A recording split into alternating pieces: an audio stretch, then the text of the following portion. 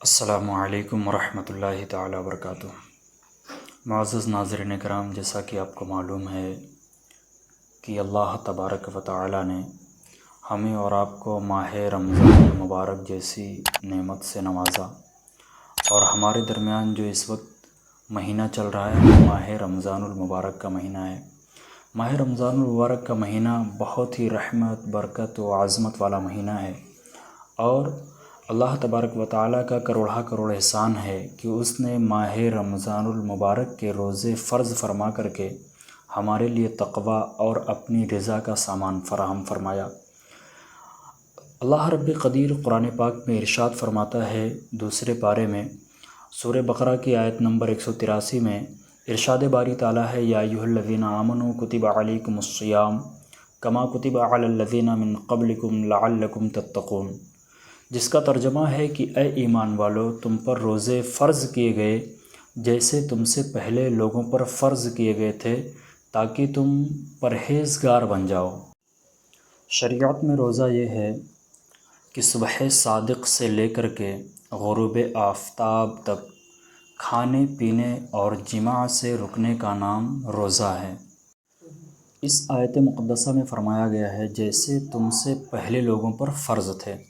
اس سے معلوم یہ ہوتا ہے کہ روزہ جو ہے وہ بہت ہی قدیم یعنی کہ بہت پرانی عبادت ہے۔ حضرت آدم علیہ نبینا علیہ السلام سے لے کر کے تمام شریعتوں میں روزے فرض ہوتے چلے آئے ہیں، اگرچہ پچھلی امتوں کے روزے اور ان کے احکام ہم سے الگ الگ ہوتے تھے۔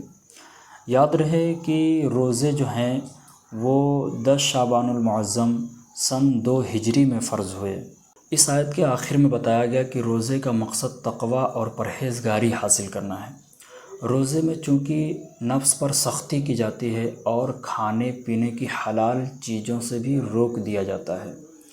تو اس سے اپنی خواہشات پر قابو پانے کی مشق ہوتی ہے، جس سے نفس کو کنٹرول کرنے اور حرام سے بچنے پر قوت حاصل ہوتی ہے، اور یہی نفس کو روکنا اور خواہشات پر قابو پانا وہ بنیادی چیز ہے جس کے ذریعے سے آدمی گناہوں سے رکتا ہے۔ اسلام میں اکثر اعمال کسی نہ کسی واقعے کی یاد تازہ کرنے کے لیے مقرر کیے گئے ہیں۔ مثال کے طور پر صفا و مروہ کے درمیان حاجیوں کی سعی حضرت حاجرہ رضی اللہ تعالی عنہا کی یادگار ہے۔ حضرت حاجرہ رضی اللہ تعالی عنہا اپنے لخت جگر حضرت سیدنا اسماعیل ذبیح اللہ علی نبینا علیہ السلام کے لیے پانی تلاش کرنے کے لیے ان دونوں پہاڑیوں کے درمیان 7 مرتبہ چلی اور دوڑی تھیں۔ چنانچہ اللہ رب العزت کو حضرت حاجرہ رضی اللہ تعالی عنہا کی یہ ادا بہت پسند آئی، اور قیامت تک تمام حاجیوں اور عمرہ کرنے والوں کے لیے اس سعی کو، ان دونوں پہاڑیوں کے درمیان دوڑنا یعنی سعی کرنے کو واجب کر دیا گیا۔ اسی طرح ماہ رمضان المبارک میں کچھ دن ہمارے آقا حضور نبی کریم رحمت للعالمین صلی اللہ تعالی علیہ وسلم نے کچھ ایام غار حرا میں گزارے۔